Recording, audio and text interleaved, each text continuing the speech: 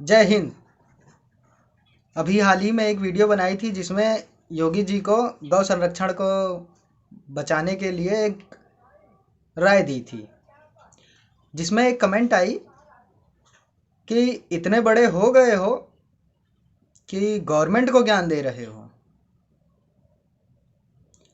अब उनके कहने का मतलब था कि बड़े लोग ही ज्ञान देंगे। और बड़े लोग कौन? आजकल लोगों ने ट्रेंड ही बदल दिया है। पहले जो गुरु होता था वो सेलिब्रिटी होता था, और आजकल जो सेलिब्रिटी हो गए हैं वो हमारे गुरु हो गए हैं। अब हम ज्ञान लेंगे तो सिर्फ सेलिब्रिटी से। अब हम सब इन दो कौड़ी के सेलिब्रिटियों से ज्ञान लेते हैं, जिसमें से 90% 10वीं और 12वीं भी पास हैं या नहीं पता नहीं, बस इंग्लिश बोलते हैं। और इंग्लिश को लेकर अपने ऊपर इतनी ग्लानि बैठा ली है कि जो भी इंग्लिश बोलता है वह ज्ञानी है। कोई भी ऐरा गैरा आकर अगर इंग्लिश में बोल रहा है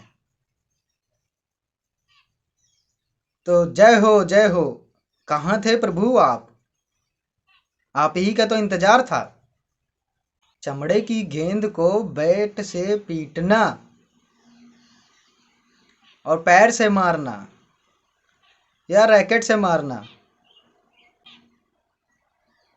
अलग बात है, और उनकी बातें मानना अलग बात है। क्या ये सब करने से वे ज्ञानी बन जाते हैं? उन्हें ज्ञान की प्राप्ति हो जाती है? या महंगे कपड़े पहन लेने से, बड़ी बड़ी गाड़ियों से उतरने से ज्ञानी हो गए? उन्हीं का ज्ञान लोगे? वह सिर्फ एक एंटरटेनर हैं। वो अपना काम कर रहे हैं, तुम अपना काम करो। गुरु मत बना लो उन्हें। गुरु की परिभाषा ही बदल दी आज समाज ने। आजकल एक ऐड आ रही है जिसमें तुम्हारी नज़र के दो बहुत बड़े ज्ञानी ज्ञान दे रहे हैं फिश खाने के लिए, चिकन खाने के लिए। वो भी समुद्र से डायरेक्ट आएगा 24 घंटे के अंदर, होम डिलीवरी। ऐसा ज्ञान चाहिए तुम्हें। और कमाल की बात है कि मानते भी हो उन्हीं की बातें। इतना समझ लो कि इनका काम है सिर्फ तुम्हें लुभाना, तुम्हें भोगना सिखाना। इन्होंने ही बताया फिल्मों के माध्यम से कि दारू पीनी है तो क्लब और बार में जाके पियो, घर में क्या मजा है। असली मजा तो वहां है। बढ़िया डीजे होगा, टिमटिमाती लाइटें होंगी, वहीं पी के डांस करो। किसने सिखाया? अपने आप से तो ये थॉट आई नहीं हुई थी कभी। उन्हीं को देख देख कर ये सब सीखा है ना। यह सिर्फ भोगना सिखा रहे हैं, एडवर्टाइजमेंट कर रहे हैं। भोगो भोगो, मार्केट में यह चीज नहीं आई है, अब इसको भोगो। अब और भी स्वादिष्ट बर्गर। एक बात बताओ, क्या कभी अपने आप 20, 22, 25 साल तक की उम्र तक आते आते ये सोचा था कि कभी बहुत बड़ा घर बनवाएंगे?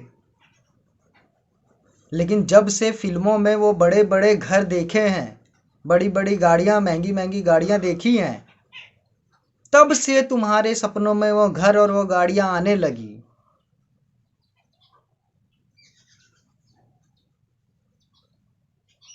खूब सारा पैसा कमाओ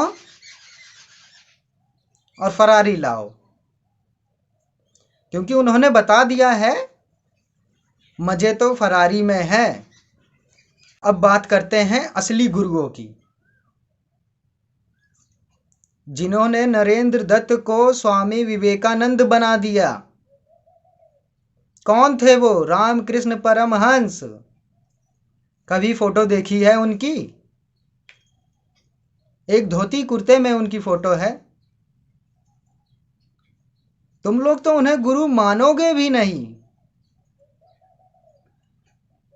और क्योंकि गुरु मानोगे नहीं, गुरु बनाओगे नहीं, तो स्वामी विवेकानंद बनोगे भी नहीं। गुरु तुम्हें मुक्ति की ओर ले जाता है। वह हर चीजों से मुक्त होना सिखाता है। गुरु भोगना कब से सिखाने लग गए?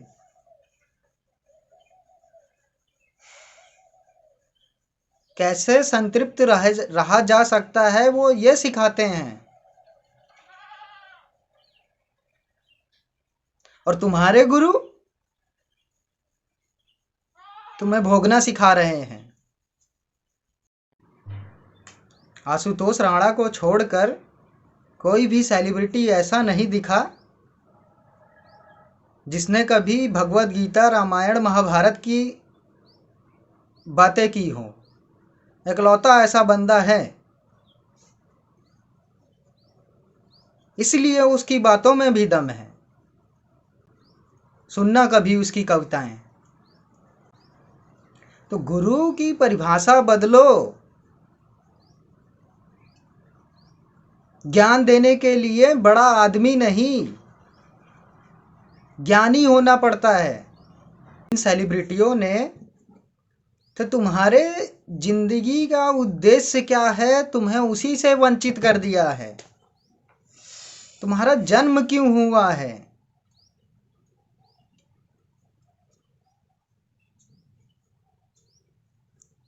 यह जानने के लिए तुम्हें भगवत गीता, वेदों और उपनिषदों की शरण में जाना होगा।